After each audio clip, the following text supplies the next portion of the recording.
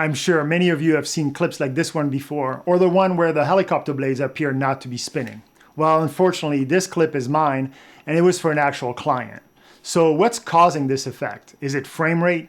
Is it shutter speed? Or something else altogether?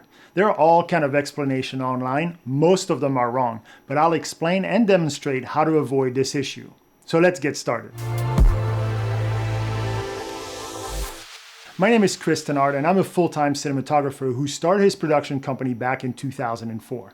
Today I want to show you how to avoid making the mistake I made while filming this plane. But most importantly, this is a great example for understanding some foundational photography principles. The first thing you should know about this clip is that this effect will not appear in your viewfinder while filming. You'll only see it during playback. Once you understand how shutter speed works, you'll realize this has nothing to do with frame rate. You can replicate this effect at almost any frame rate by manipulating your shutter speed.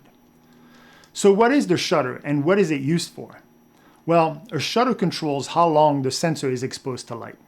Shutter speed can be adjusted to control motion blur when capturing a moving object. It is measured in fraction of a second.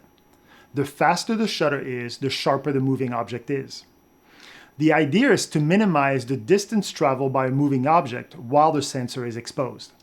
Take a moving car, for example. The more distance the car travels while our sensor is exposed, the blurrier the car will be. The faster the shutter speed is, the less time the car has to travel while the sensor is exposed. So was my shutter speed too fast or was it too slow? Well, first you need to decide what kind of shot you wanted to create. What do you want this propeller to look like? Do you want it to be a sharp propeller that doesn't appear to be moving? Or do you want it to be a completely blurred circle?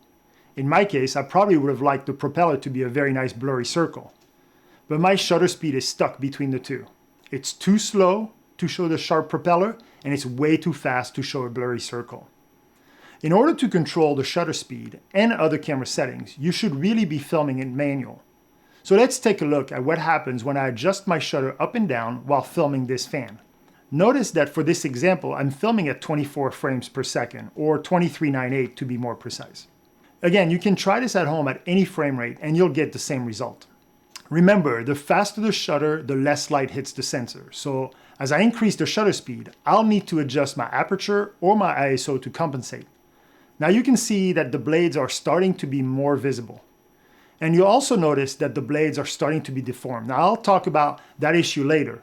Right now, let's focus on making those blades appear as if they're not spinning. The particular camera that I'm using for this example, the shutter speed can only go as high as 1/8,000th of a second. But you can already see the blade. They're almost static. Now let's slow the shutter down to get that nice blurry circle. Again, I'll have to adjust my ISO to compensate for the extra light provided by the slow shutter. Now the dots are disappearing and the blades are becoming all blurry. When I filmed the plane, I simply did not pay attention to my shutter speed. Now what about that deformation? What is causing the effect? Well, in order for us to understand the effect, we need to understand how the shutter works. And unfortunately, all shutters are not created equal. The camera I used, and most cameras, have what's called a rolling shutter. It basically works like two garage doors with a gap in between them that expose the sensor as the doors are being raised. When you adjust the shutter speed, you increase or decrease the gap between the two doors, exposing the sensor for a longer or shorter period of time.